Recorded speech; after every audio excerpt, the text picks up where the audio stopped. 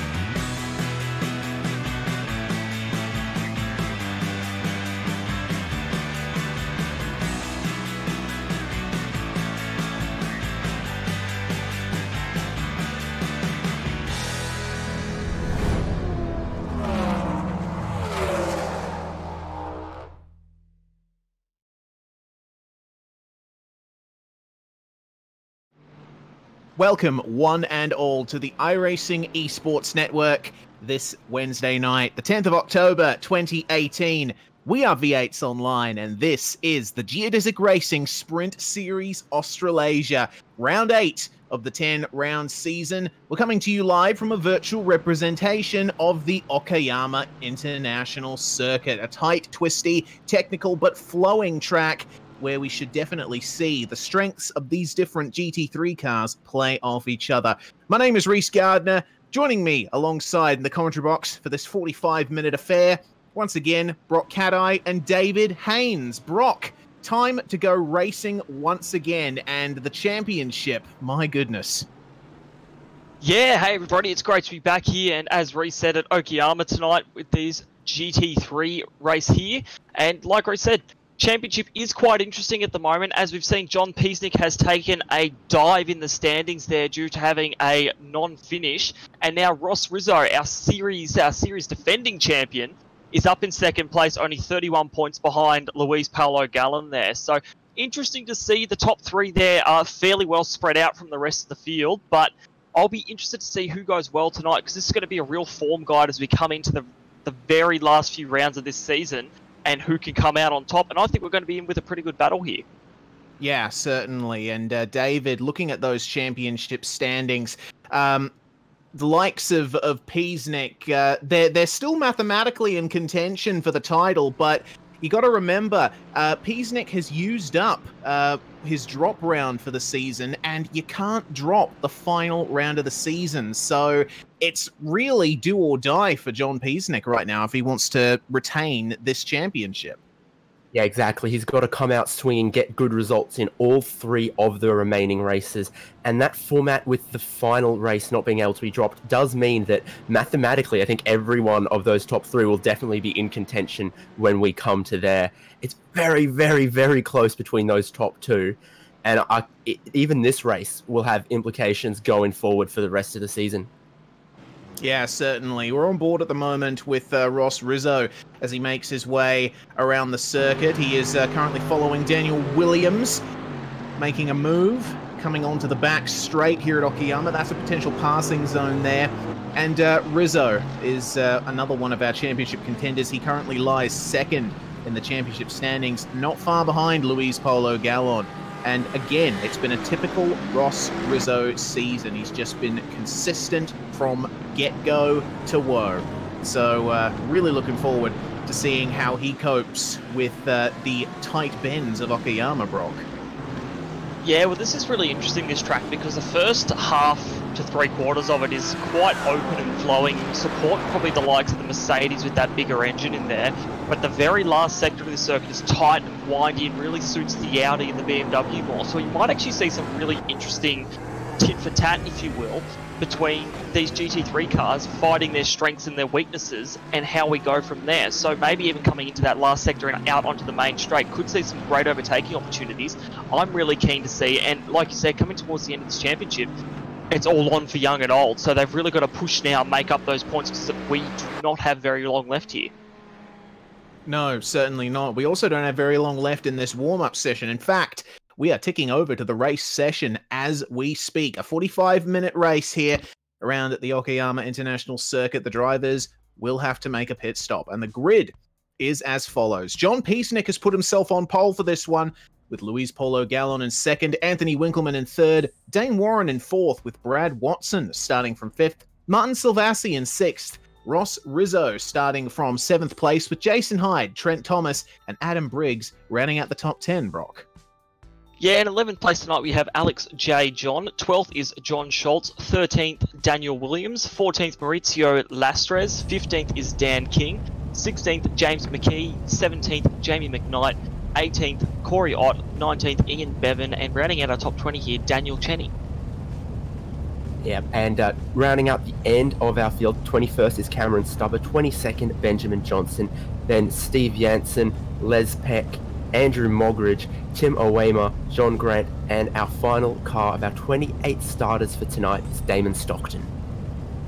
So we've got almost a 30-car grid here tonight, guys. And the safety car pulling away now to begin this amazing race, I am sure, because Okayama always seems to turn up an exciting one. Got those heavy braking zones, those hairpins, the technical sections, but we've got to be careful in the first part of this lap. Those first two turns, very difficult to run side by side. Exactly, and they can be quite deadly as well, considering that there really is that one line through turn 2 in particular there, and they've just got to get it all sorted out, because otherwise you're probably going to get fed off into the sand there. So we're coming up to the last corner here. We'll have John Peasnick taking the flag. Peasnick and Luis Polo Gallon, two fierce competitors and championship rivals here, and Peasnick has gone, so he's got the jump there. Winkleman is going to be up alongside Luis Polo Gallon here, so he's really gotten the jump on the field. Dane Warren has not lost out too much there. He's actually got a bit of clear space around him at the moment as they go into turn 1 here. Luis Polo Gallon trying to hang it around the outside of Winkleman there, and going to have the inside line through this difficult turn 2, and they nearly made contact there as well. This is great. Yeah, certainly is. Dane Warren now battling with Anthony Winkleman there. Of course, very hard to maintain that outside line through turn 2. Winkleman slotting it ahead of Dane Warren. We're seeing guys making moves further back. Brad Watson trying to get through on Ross Rizzo, but John Peasnick with a massive lead already, and it seems that Luis Polo Gallon is starting to be the cork in the bottle. Have a look at Dane Warren. He's going to go for a move at the hairpin here. A little bit of contact through the kink. That's at the fastest point on the circuit. Amazing. And Gallon trying to hold around the outside at the hairpin. He's going to put it up the inside again here. Oh, a little bit of contact once again with Dane Warren. Gallon leaving absolutely no quarter. Remember, he's got a championship lead to protect as Winkleman goes through on Warren. We got a car almost spinning in the back. That's Trent Thomas. Oh, just behind this here too, Ross Rizzo has actually just spun around Brad Watson. So that is very, very awkward there. So now Brad Watson is parked there, having to let the whole field through, and Ross Rizzo, second in the championship, has spun him around. So I dare say we'll see a penalty being leveled against him. We've got a replay on screen now of that move by Ross Rizzo, so we're going to be watching Brad Watson here as they come through beginning this third sector. Rizzo got a pretty good run. Thomas in the background there having his little moment. Rizzo's going to try throw it down the inside here and just couldn't quite get it down there, and Watson moved a bit in the braking zone and unfortunately spun him around onto the apex there.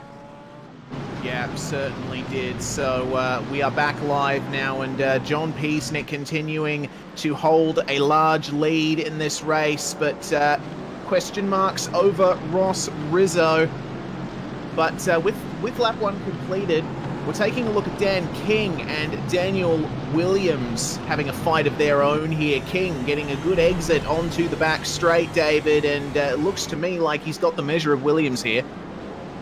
Yeah, lots happening on this first lap. Very, very fierce in that mid-pack. That move earlier, unlike Ross Rizzo, that's not what we expect. Dan King goes wide, wobbles, and then they go side by side behind them. Mauricio Lastres for Geodesic Racing sneaks through on Daniel Williams. Jamie McKnight for Evolution Racing Team can't quite capitalize on the mistake. No, certainly can't car around in the background. That's Cheney we are hearing, and he's having trouble getting going again, but he's going to slot in. Oh, Cameron Stubber making contact, with Ian Bevan in the hairpins. These guys are having a really close quarters battle right now. Ian Bevan in that Milo car, not having a good time, but Cameron Stubber is through. This is some great racing we're seeing here tonight, and these guys, like I said before, they have to play for keeps and really make each move work. So any sort of mistake you make here is not going to benefit you. So we saw Daniel Williams make that small mistake, and that let Lastres through. So now Stubber, with that little bit of contact, has now gotten through there. And just to check on the front here, it looks like everything is pretty well sorted out at the moment. There is a battle developing here between Jason Hyde and Alex J. John, who's also in that Milo livery that I've got to say I absolutely love. They're coming around onto the back straight now. We'll see if this big Mercedes engine can get the range on the outer here and try and make a move down into the hairpin. As they come down the back straight, that Mercedes looks like it's right up under the rear wing of the Audi. He's going to pull back in here, couldn't throw it down the inside, probably a smart move to make sure he doesn't take him out. Good racing there. Yeah, it's an interesting piece of track, that hairpin, because it's actually kind of banked and goes downhill, so it's very easy to hold the outside. You've got to really make sure that you're assertive if you go for an inside move there, but John, of course, having to wait. And this stop-start final sector, the Mercedes really likes this in some respects. The Audi and the BMW have the cornering speed, but the Mercedes has that real point and squirt. Lots of torque, very good brakes, but John not able to make it work right now. Meanwhile, got some interesting battles up the front. Second and third, this is Anthony Winkelman versus Gallon. Winkelman very close. I tell you what, Winkelman's pace is quite good compared to what we've seen from him earlier on in the season. He's really turned it up here at Okayama Day. Yeah, exactly. He's outqualified all of his teammates. Now he's trying to get ahead of Luis Paulo Gallon, which is great for Anthony Winkelman, but great for Ross Rizzo if Winkelman can take points away from Gallon. Yeah, that's exactly it. Just going to say that's a really good point there as well. Yeah, you got to remember that Rizzo is right in this title fight to try and take championship again. And Winkelman's thrown it down the inside there. A little bit of contact. Paulo Gallon bumping, trying to make him unsettled. And now Winkelman through. So just as we were saying that, this is less points for Gallon to get ahead of Rizzo. So Winkelman has done his teammate a service there, as well as flying the Trick Sim Sports flag for these guys, now in 2nd, 5th and 6th place. So Gallon's still looking racy, albeit that Dane Warren's nearly hit the back of his car there. These guys did have contact earlier on, so there's already a little bit of that red mist descending for them. We'll see what Warren can do here as they come through to finish this lap now, last few corners. This BMW is particularly strong through some of the high stress corners. But once this Mercedes gets on the straight, it should be able to stretch its legs just a little bit and use that draft from Winkelman in front of them. But good move from Winkelman and already creating a gap to Luis Paulo. Yeah, very good pace from Anthony Winkelman right now. And in terms of Dane Warren, he is looking to make some moves as well. Remember, he is currently within the top 12, in the championship right now. So he has quite a few positions he could stand to make up here if he can preserve a podium finish. Meanwhile, race control has given John Grant a black flag for unavoidable contact. So obviously not a good time for John Grant, who is now taking his stop in the pits. And we'll flash back to this battle with Warren and Luis Paulo Gallon, because Warren is all over the back of Gallon, and Winkelman hasn't managed to run away just as much as what I thought he would have. So this still brings Gallon and Warren into this little battle pack here for 2nd, 3rd, 4th, and it actually helps Peacenik further up the road there. You can see those McLaren flames sparkling there. And hey, these guys, they're battling it out really hard, and it means that Peacenik can just start to run away with this.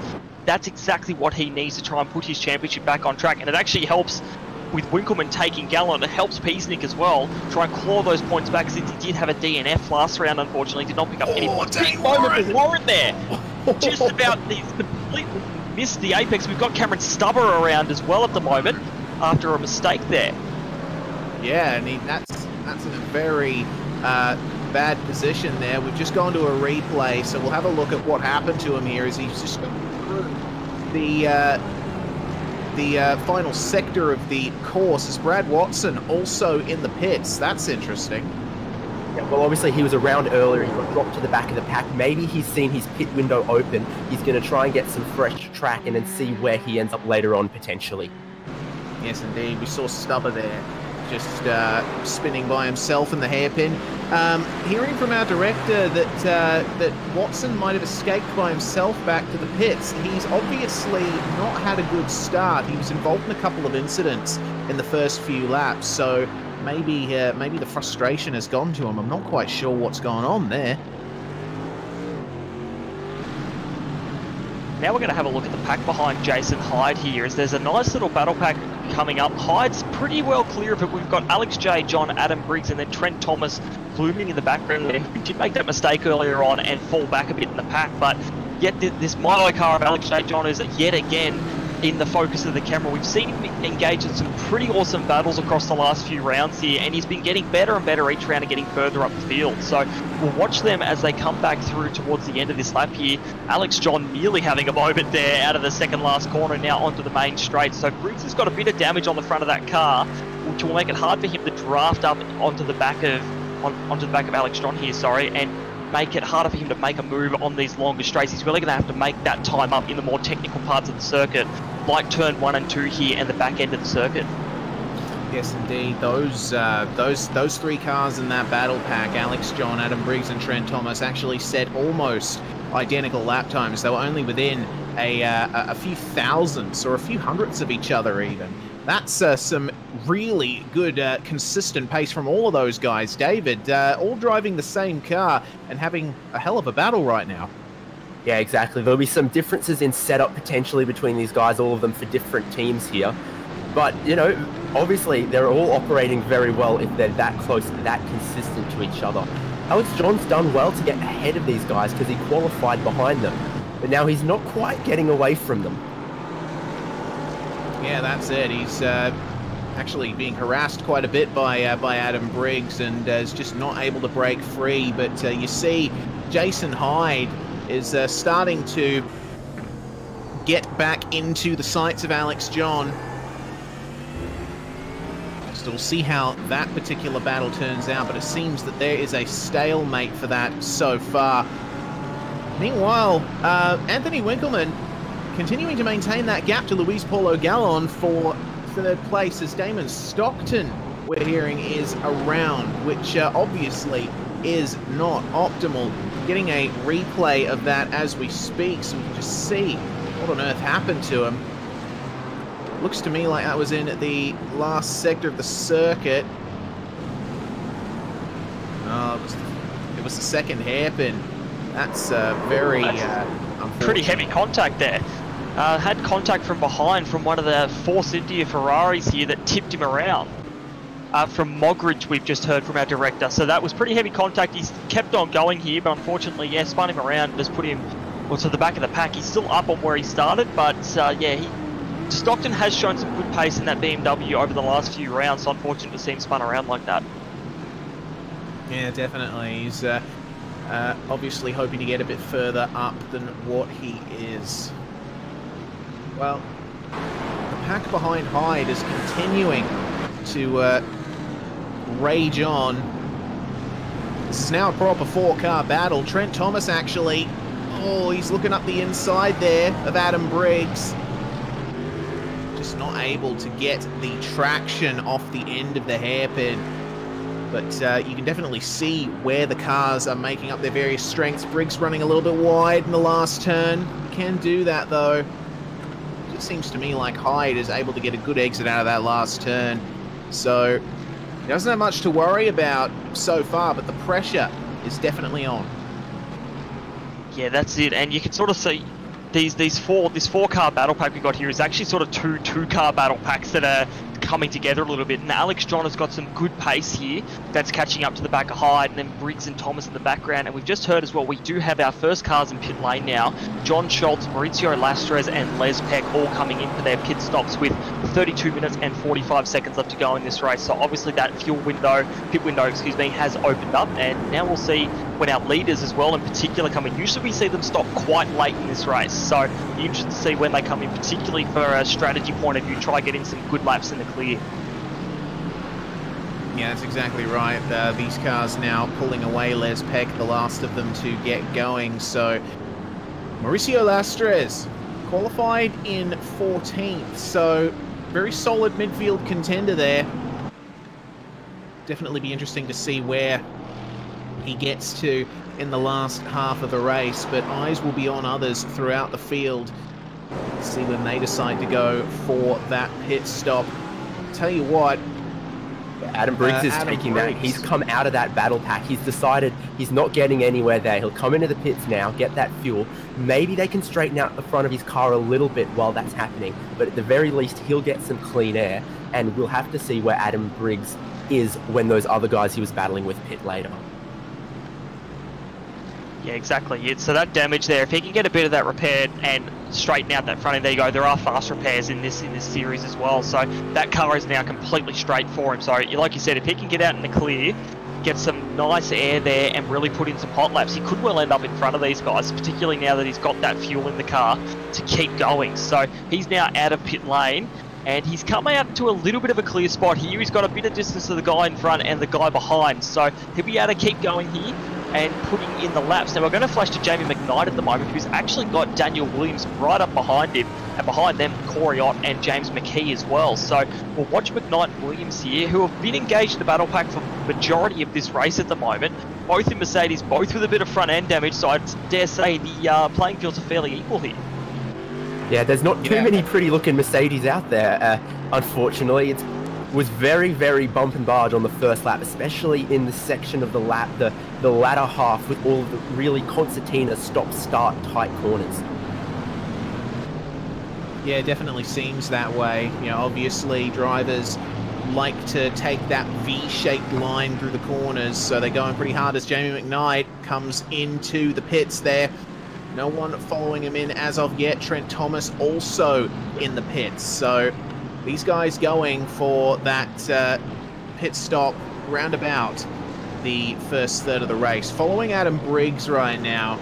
See where he comes out relative to these guys. Now he's racing against Thomas at the moment. So Thomas actually still stopped, and Briggs going by now. The one thing I can just point out is that during the practice and during the warm-up, I saw lots of people practicing their pit entry. It's a really tricky pit entry at this track. It's got a few corners in it. Got a very long stop time for Trent Thomas. Something has gone wrong there because Adam Briggs is well past. Yeah, he's still going at the moment. Adam Briggs, for reference, most other guys have been putting in about 8.5 to 10 seconds of fuel. Adam Briggs put in 9.5. Still stationary after 35 seconds is Trent Thomas, and now he's leaving the pit lane, so that has all gone upside down for him. Certainly has. Meanwhile, Damon Stockton, we've just had a bit of a problem there for Tim Awama. He ran wide, and that's let Cameron Stubber and Damon Stockton by, but these guys are all very close right now. This is for the last couple of positions in the top 20 right now.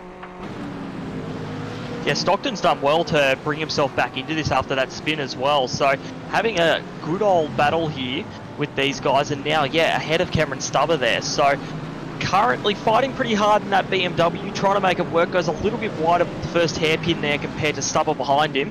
And again, a bit wide, probably trying to bring it back in. Didn't quite work as well. And now Stubber's going to try and get up alongside. Couldn't quite make it work thanks to the run from Stockton out of that corner. But he'll be very close if he can get that draft and a good run out of the last turn there. In the meantime, Tim Orwima behind has started to drop right off this battle here, but we'll focus on Stockton and Stubber because they are racing hard at it. Stubber's right in the draft of that BMW as they come down the main straight. Can't make a move into turn one. We'll have to wait until potentially the hairpin leading onto the straight. And something's happened to Dame Warren. We've just heard. No, that is not good at all. Let's just rewind and see what on earth happened. He's been disappeared for quite some time. I dare say, knowing the Warrens and their incident, that'll unfortunately be a disconnect there for Dame Warren, which is really unfortunate considering how well he was doing. And yeah, it looks like we're probably about to lose him from the server. Yeah, that's a real shame there for Warren. Once again, he always seems to run very well in this series, but he just is not able to have luck completely fall his way. And there he goes. Yeah, he's had a few. Last round, he was involved in a bit of an accident that took him out of the race, and then obviously his internet. We've seen in Scops races as well. It's a bit touch and go, and unfortunately today the internet gods have not liked him, and they've bitten hard. So he was in a great position before this, but now out of this race. But in the scheme of things, that's going to help out Ross Rizzo, who now has basically just inherited another position with this championship fight against Peasnick and Paolo Gallon. Yes, indeed. Speaking of Peasnick and Paolo Gallon, Peasnick, have a look at the gap that he's got right now. An absolutely insane gap there to Anthony Winkleman, who is still being pressured by Luis Paolo Gallon. So, not over in the top 3 by any stretch. No, that's exactly it. I think that Peasnick at the moment, he's nice and comfortable. He doesn't have to worry too much. But Winkleman and Gallon, he's a fighter, and we're going to see him fight to the very end of this race. With 26.5 minutes left to go, he is going to be pushing out lap after lap in the hardest laps he can. So I might just point out quickly that Winkleman actually has the fastest lap at the moment throughout the whole field, the 25.8, 3/10 faster than the likes of Peasnick and Gallon. And the pace between Peasnick, Winkleman and Gallon is almost identical based off the last lap. So these guys, all on another level to each other at the moment compared to other people in the field who were 3/10 slower on the previous laps to their competitors up ahead of them. Yeah, that's exactly right. And speaking of another speaking of another competitor, we are watching Adam Briggs. He's just made his way past Daniel Cheney, so he's continuing to make his way up the field. But yeah, that top 3, goodness me.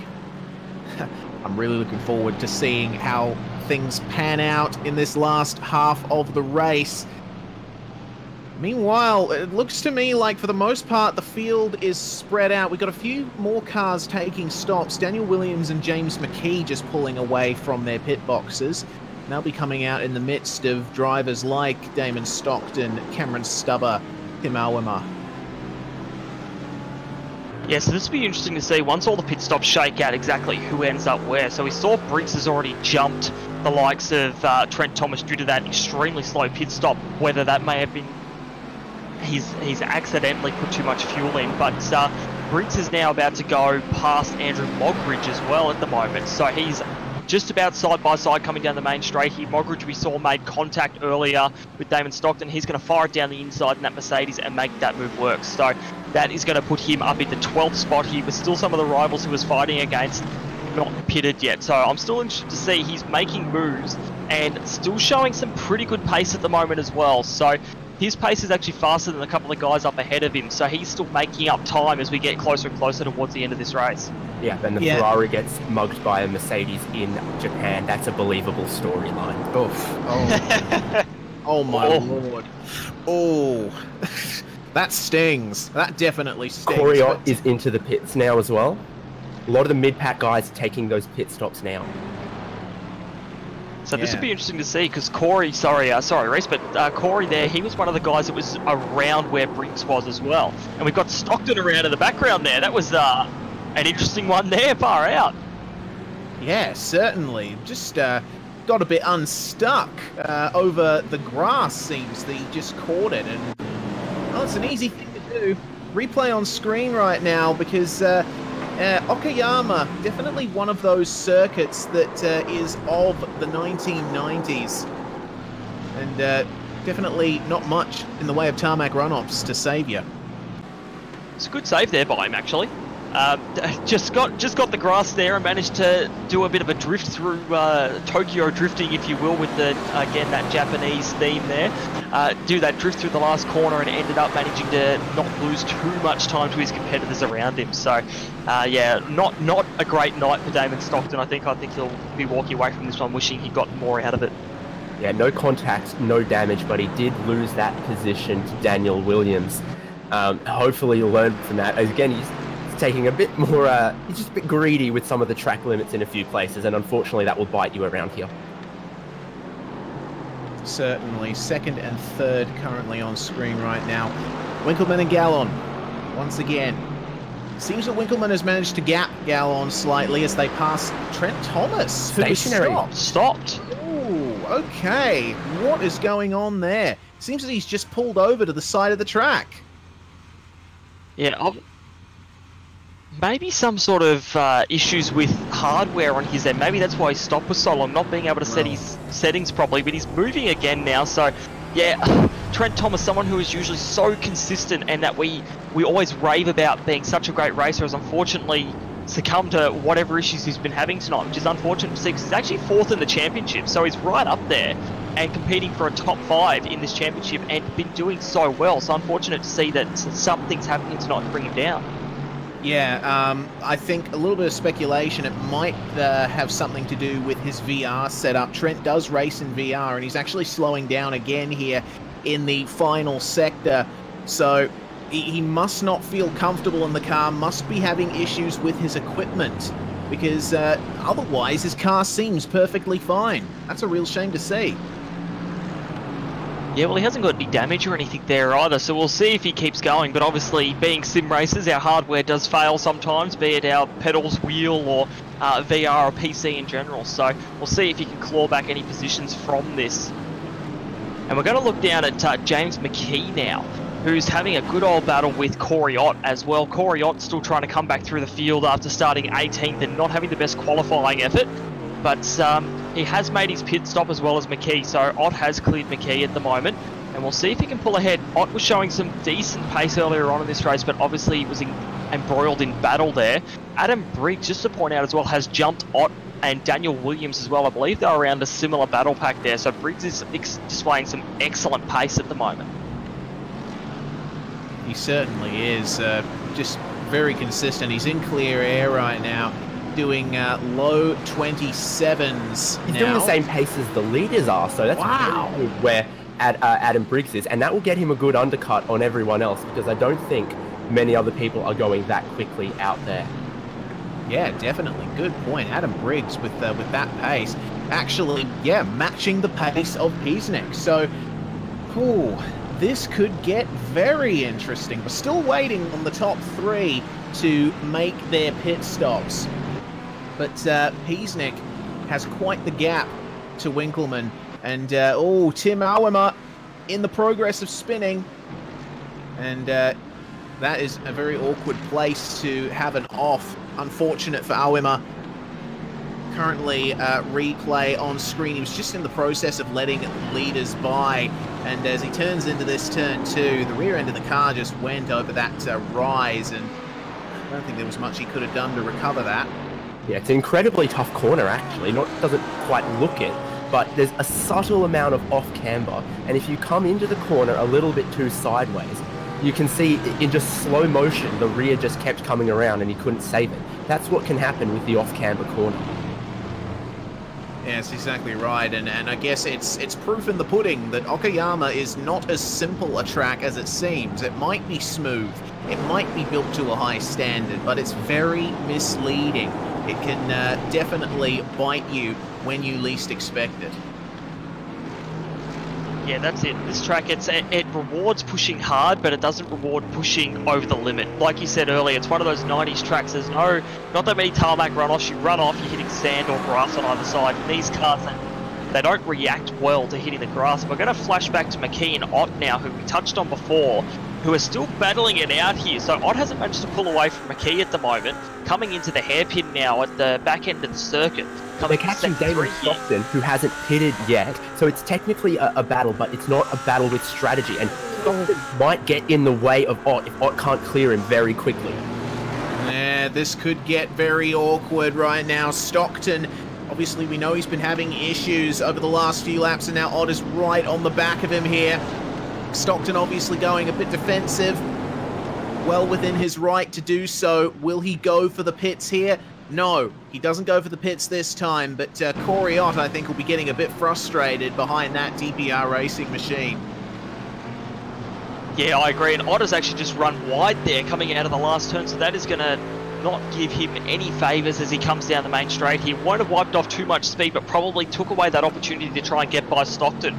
We've seen Stockton has had his issues, and his lap times aren't quite as good as what Ott has been displaying. He's in the 29.2s, while Ott's been doing 28.5 was his last lap, so 7/10 faster. And you can see the body language of that car is suggesting he wants to get past right now. James McKee behind him has fallen back just a little bit, so that's taken some of the pressure off Ott, but he still wants to keep moving forward through this pack and making up more positions. Yeah, that's right. This could be a chance for Ott to throw it up the inside at the hairpin here.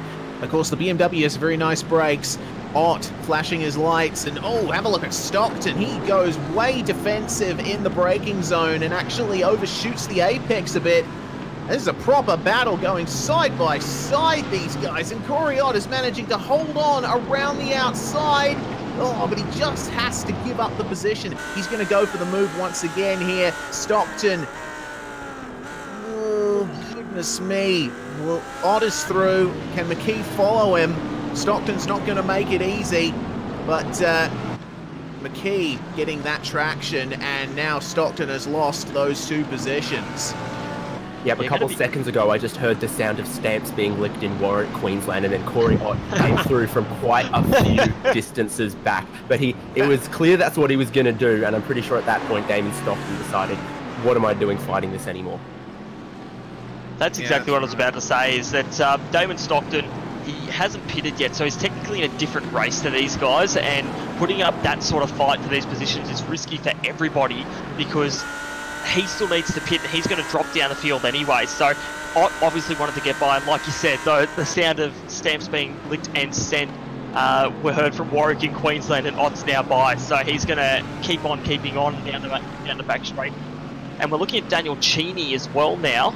As he comes down the main straight next to Mogridge into the hairpin. Cheney making sure he takes an ultra tight line there to not hit Mogridge. Mogridge gets that great exit on the outside line there, just as you were saying earlier, Reese, and now he's going to stay ahead of Cheney for the time being.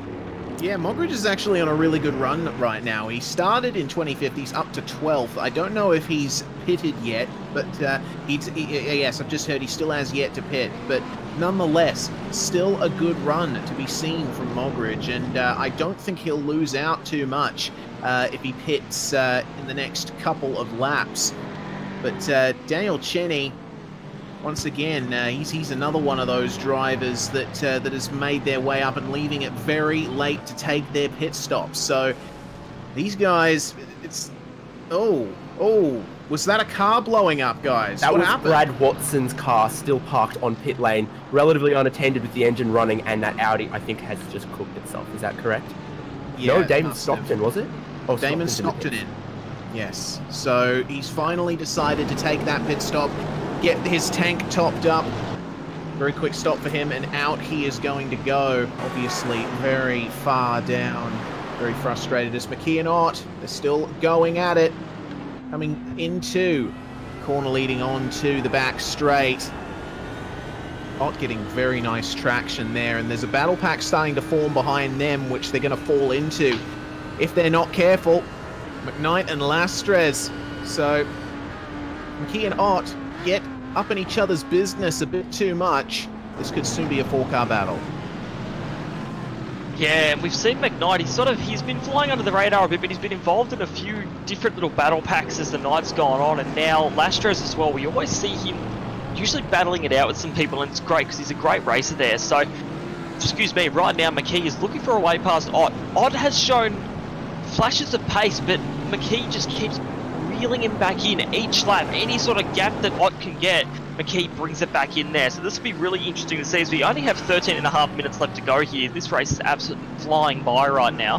They're going to come onto the main straight here, and that Mercedes engine, provided Ott gets a good run, which he did, is probably going to be able to hold off McKee just for the front straight here. But once we get into the more technical parts of the circuit, that's where the Audi really shines in that striking black and white livery.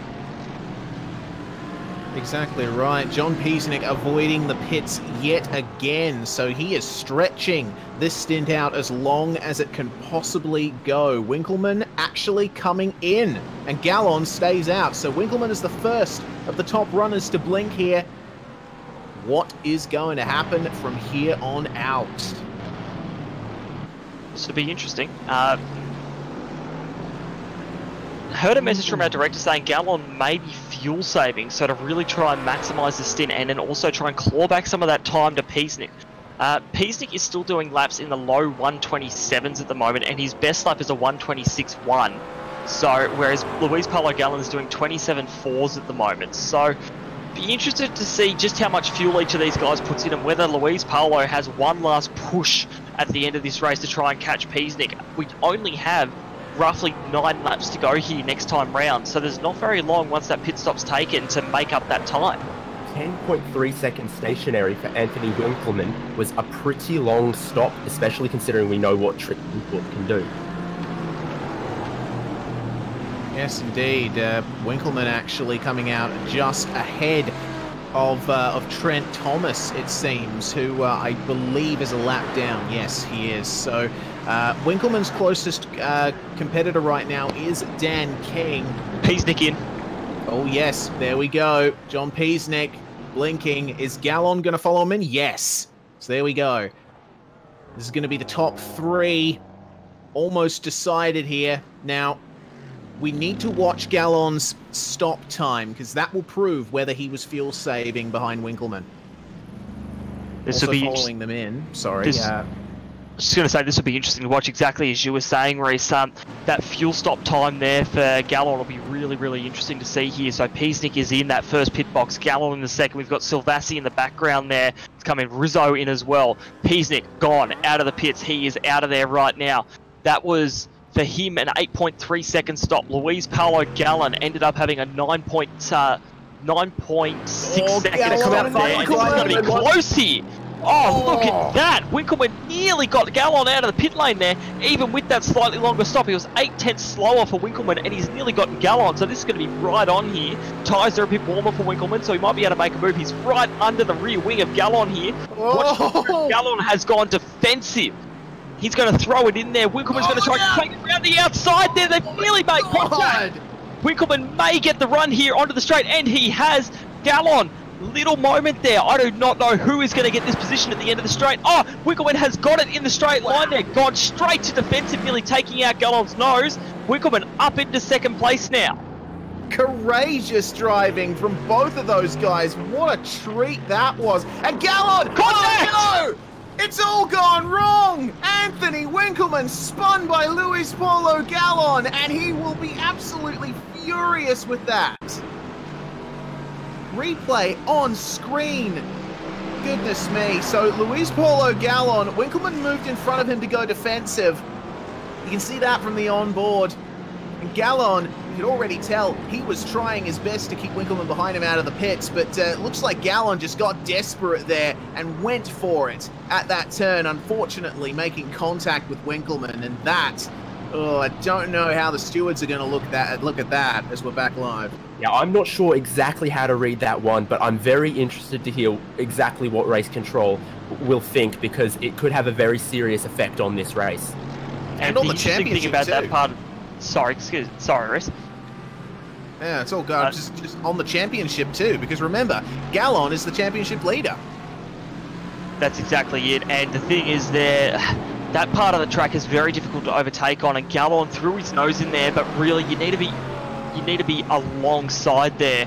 Now we're going to have a flash while we're waiting to hear on a decision there. We're going to have a look at Briggs, John, and Hyde here at the moment, as Alex John is up into 6th place now, with that field has officially been cleansed of pit stops. So all the battling we see here is for effective position at the moment. So Briggs right up behind Hyde, right up behind John. Sorry, right now in that Milo car.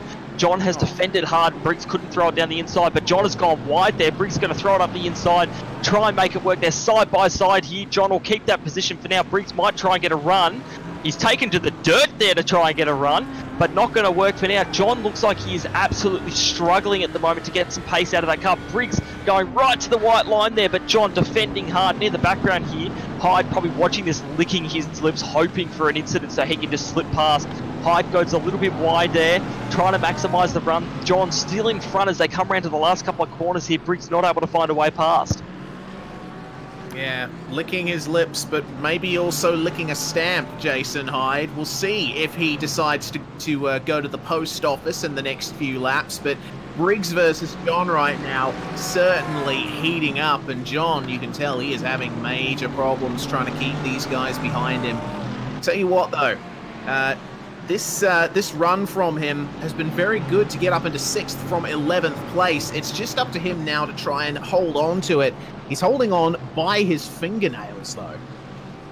Yeah, Adam Briggs will be very thankful he managed to get some of that damage fixed in his pit stop, because he's going to need every kilometre an hour he can get in a straight line if he's going to get past Alex John, because Alex John is defending like a madman, and rightfully so. 6th place would be a great result for him and his team.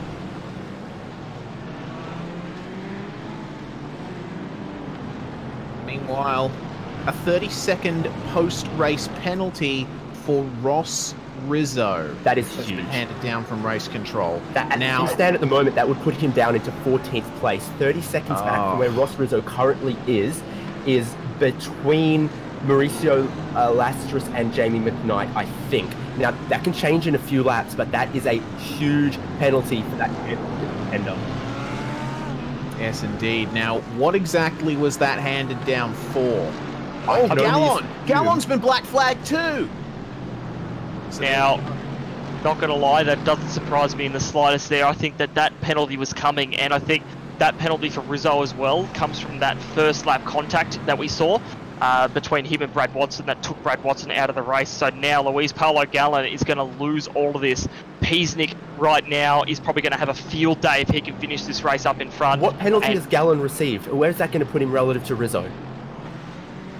Looks to me, well, I can see that there is a 2 next to race control's message in the InSim spectator chat, so it must be a stop and go. All right, well, lane delta is also about 30 seconds here. So really, as you say, that brings John Peasnick right back into this championship, because this is going to be a shocking result for both Gallon and Ross Rizzo. Both of them going to get dropped out of the top 10 in this race. My God, this has completely turned the championship on its head again. We thought things were all over for John Peasnick after Alton Park, where he had an absolutely horror round. But it turns out he's still in this fight after all. Gallon's coming in to serve that now. Yes, indeed. So, Gallon, we'll see what kind of penalty this is. To be sure, how must that hurt to see all those positions fly on by? So Luis Paulo Gallon touring through the pit lane of Okayama at 60 kilometers an hour. And that is going to be a stop and go penalty for Gallon, just holding there for 2 seconds, and away he goes. Now, for that a is moment there, sorry, cut across you there, Reese, but there was the 2 LP racing cars on the pit lane, neither of them having a good race. Disastrous for them. Penalty for Luis Paulo Gallon. Brad Watson damaged effectively on the first lap. Those 2 cars on the pit lane, teammates looking very sad together. Yeah, certainly. Brad Watson, none too happy, I think, with the amount of time it took race control to give Ross Rizzo that penalty. Obviously, Watson feels very wronged by that. So, obviously, not a good day for the LP Racing boys. But tell you what, certainly given us a very good championship fight going into these last 2 rounds. This is the pack behind Alex John right now. Adam Briggs currently fighting now for a top 5. Trent Thomas, goodness me, what has gone wrong there? That looks like a major hit. Replay on screen right now. Trent Thomas, what a shame there. It's just not been his round. Oh, goodness me. Made contact with John Grant as well, so I'm just seeing him overcorrecting it after a huge slide. I'm not sure, but that's a disaster for Trent Thomas. Yeah, certainly is. He's just really jeopardized his first place in the championship. We're back live watching the John Briggs Hyde battle as we have 3 laps to go, guys. This has been a dramatic round. These guys are battling for 4th position, which would be a great result for Alex John, for Adam Briggs, or for Jason Hyde. That with that penalty for some of our front runners, these guys are in a position to pick up some really good points for their own championship battle lower down the standings. This is one of those, you know, cats away, mice will play kind of situations for these guys. Big points on offer. That's exactly right.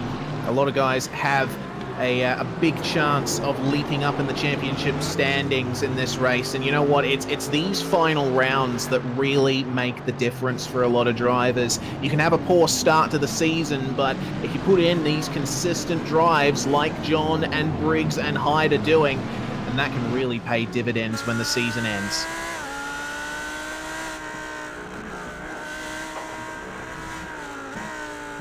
Yeah, exactly in there. So these guys here, particularly coming so close to the end of the season, with guys like Gallon being so far down because of penalties, and Rizzo as well with that 30-second penalty coming through, it means that they're getting more points and also gaining on these guys as well. It's unfortunate for Trent Thomas, and we've got a big crash on the back straight here between Stockton and Les Peck. Wow, that BMW of Les Peck does not look good at the moment, and it looks like they're battling hard coming onto the back straight here. Stockton very close as they battle side by side, and they've made side-to-side contact and both gone into the wall. Oh yeah, certainly, and that's very weird, that section. Goodness me, that was a fair whack, wasn't it? And you know what?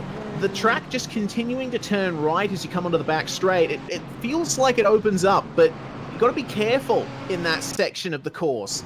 And obviously, Les Peck and his rival did not quite pay attention to where each other were.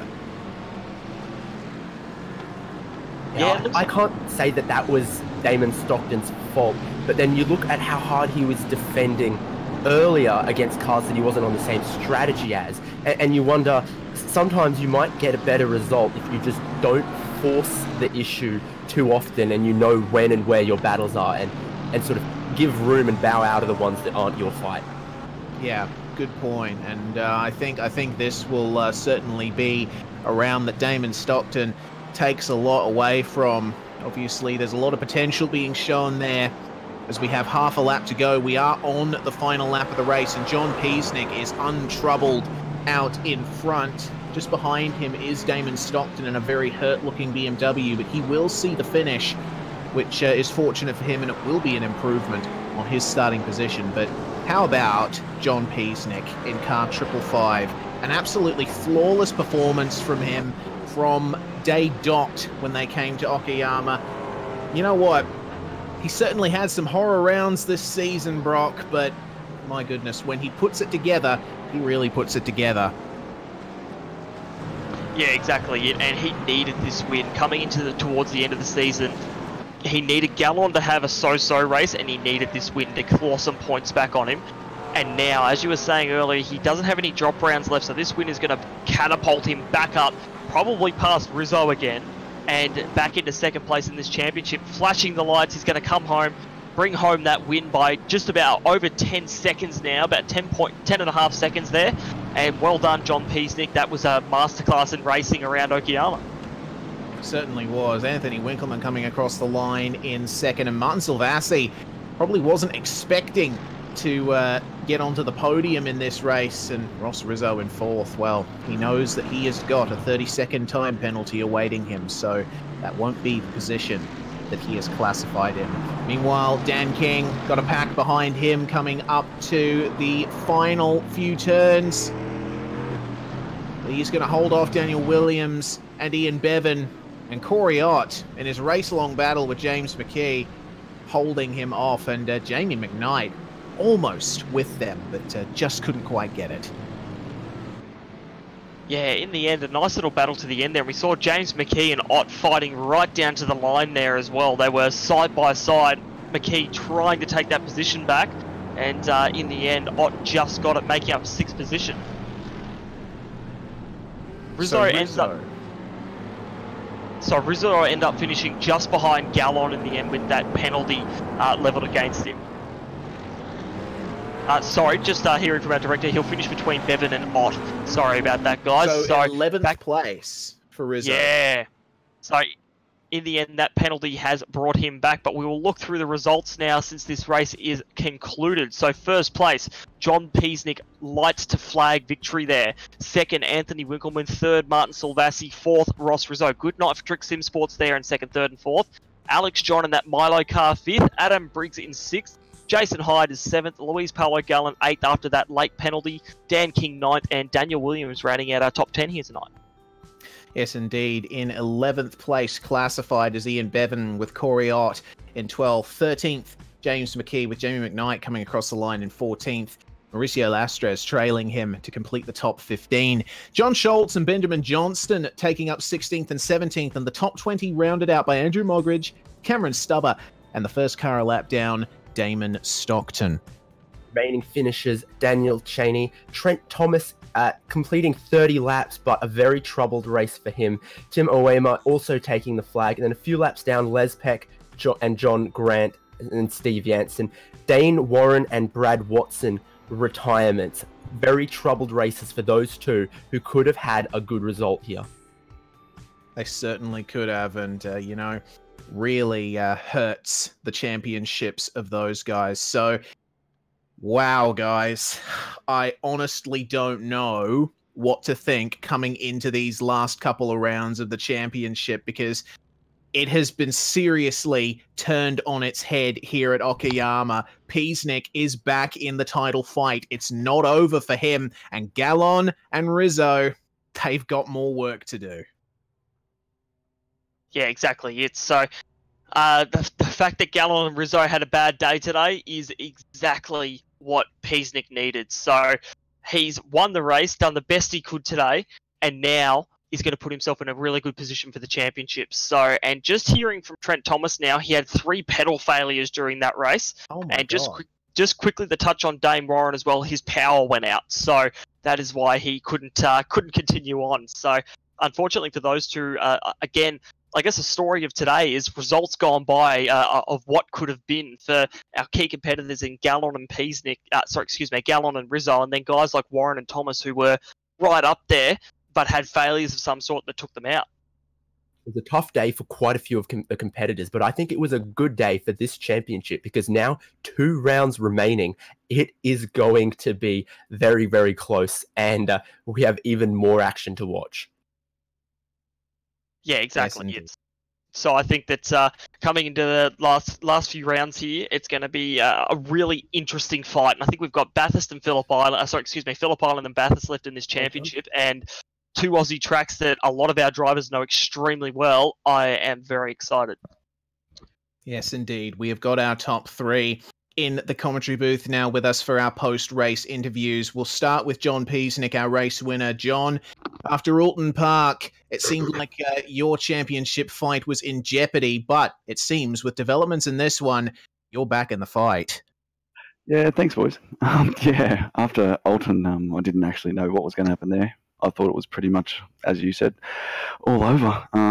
But as in racing, I guess, anything can happen. So I stuck it out and went again. I'll go again for the last 3 races, hoping that, one of the top few have a bit of a mistake. And I don't actually know what happened to everyone exactly. But, yeah, I can see by some of the comments that it's going to be a little bit turned on its head. So, yeah, I'm keen to hear what's going on. Yeah, well, for your context and for everyone else who's just tuning in, both Ross Rizzo and Luis Paulo Gallon have been given penalties. Ross Rizzo, a 30-second time penalty for his contact with Brad Watson at the start of the race, and Luis Paulo Gallon given a stop-and-go penalty for his contact with Anthony Winkleman. So Ross Rizzo all the way back down to 11th, and Gallon in 7th place. So the championship fight, John, is really tightened up coming into the next round. So obviously you're raring to go for that one. Yeah, so well, that's a little bit of a. I'll take that when I can. But yeah, so obviously that would have opened up the championship pretty much, which I'm pretty sure will be pretty close on points then. So with the last 2 races remaining, yeah, like everyone knows the last 2 tracks off by heart, drive it with our eyes closed. But yeah, it'll be interesting to see how we all go. I'm not a huge fan of driving the McLaren around Phillip Island, but I'll give it my best shot. But I'll look forward to Bathurst though. Yeah, I was just about to ask you what you would think about Phillip Island, but it seems like you answered that question already. For Yeah. Bathurst, the Enduro will certainly be a good one. Well, John, before we let you go, who would you like to give a shout out to? Just a shout out to Element and Reese for helping me out and getting me back in here. So much appreciated, and keep it up, boys. John Peacenik there, your race winner, back into the championship fight. We'll go to our second place finisher, Anthony Winkelman. Anthony, it's a Trick Sim Sports 2-3 after all of that, but obviously from your team's perspective, gains and losses. Still, second place is a good result for you. Yeah, thanks, guys. It's a tough gig out there tonight. I didn't really know what to expect, to be honest, and saw within the first few laps the pace was good against Louise, and I knew if we could put some pressure on him, it was going to be a good race. But given the circumstances of what happened, I do think it's deserved positioning and where it's all ended, and it was good fun. Yeah, good fun definitely for us up in the commentary box. But that incident with Luis Polo Gallon certainly put a bit of a blotch on both of your races, I suppose. Yeah, it's, like John had amazing pace, but we do know that McLaren is not that friendly on tyres, so it would have been interesting to see if we could have done something in the last third of the race. But obviously, it put us a fair chunk back once I got turned around, and that was pretty much it. So had to settle and just keep plucking away. That's it. Well, you were fourth in the championship coming up to this round, and with Trent Thomas having problems, and of course your teammate Ross and Mr. Gallon both finishing further down the order, looks like you may be in with a shot at the championship mathematically. Yeah, well, I'll just do what we do every other week and just give it a crack and see what happens. And main thing is just enjoy what we're doing. So yeah, see how it goes. Martin, finishing in third place. Were you expecting a podium finish? Probably not. No, I mean the car felt good. We had a good setup this week. It's pretty neutral. I guess I got lucky with a couple of people either disconnecting or getting turned around. But yeah, I'll take it. I mean you got to have a clean race to be in with a chance, and that's pretty much what I did. No mistakes, and just kept it straight, and there we go, third place. Yeah, it did seem like a very quiet race from you. Actually, not much on the radar on the broadcast throughout the race. So obviously, you did quite a few things right there, getting third in the end. So I suppose the strategy is the same for the last two rounds of the season. However, Phillip Island is a split sprint, so it may be a bit more frenetic. Yeah, no, definitely. I mean, both tracks, obviously, everyone does love. So I'm expecting the field to be pretty close, and probably going to lend itself to some pretty good racing as well. So yeah, definitely looking forward to it. I do enjoy the faster flowing tracks myself, so I think it might suit me a bit better. Well, before we let you trick guys go, Martin, who would you like to thank? Yeah, we definitely want to thank Trick Fabrications, Huskenveld Engineering, and KRD Designs, and also the boys at Trick, Anthony, Forzan, and Rossi. Martin Silvassi and Anthony Winkelman there, your second and third place finishers in this round. And that concludes our driver interviews. That concludes our broadcast for tonight. Brock, my goodness, it is all on coming into the last two rounds. That's exactly it. I'm honestly, coming into this race, I wasn't sure what to expect. I wasn't sure whether we would get some awesome racing that would then set us up for a great sort of last couple of races here, or whether we just sort of see a blowout and Luis Paulo expands that lead. Sorry. I now know we're going to have a great last couple of rounds here. It is all on. So I'm really, really keen for this. And I think that coming to Phillip Island and Bathurst, like John said, two tracks that most people in the Australian New Zealand community know intimately on iRacing, and therefore two tracks it's going to be extremely tough to win and battle. So I'm keen. I'm really keen. I bet you are too, David. Split sprint round at Phillip Island. Very frenetic potential there around one of the most used tracks on the iRacing service.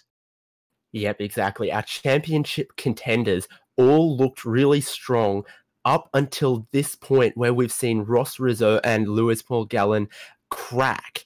And they're both going to have a really good run at Phillip Island if they want to be in a good position for the final round of the season, where I think mathematically several people will be in it. These guys can't afford to make any more mistakes like they did here. Certainly not. Well, the championship is not over, and the rest of the broadcasts that we do at V8's Online are not over either. You can tune in over the next week on our channel over at V8's Online, the Australian Online Supercars Championship at Donington. On Sunday, we've got the Le Mans 8 Hours, the final round of the Oceanic Endurance Championship. Monday night, we've got the official V8 Supercar Online series at Donington Park. That's going to be an interesting one. And of course, next Wednesday, we have the V8's Online Porsche Super Cup at Okayama. Same track.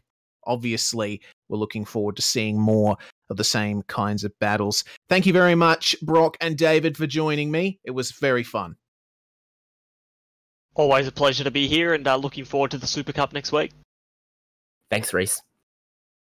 And thank you to all the viewers as well. Remember, you need to subscribe to the iRacing Esports Network, your home for all the biggest and best iRacing broadcasts. Fantastic channel that's been set up here, and we definitely enjoy being a part of it. Make sure to check us out as well, v8sonline.com, as well as V8's Online on YouTube, Twitter, and Facebook. This has been the Geodesic Racing Sprint Series Australasia. Your winner, Ross Rizzo, and a championship fight that is probably going to go down to the wire. From all of us at V8's Online, it's bye for now.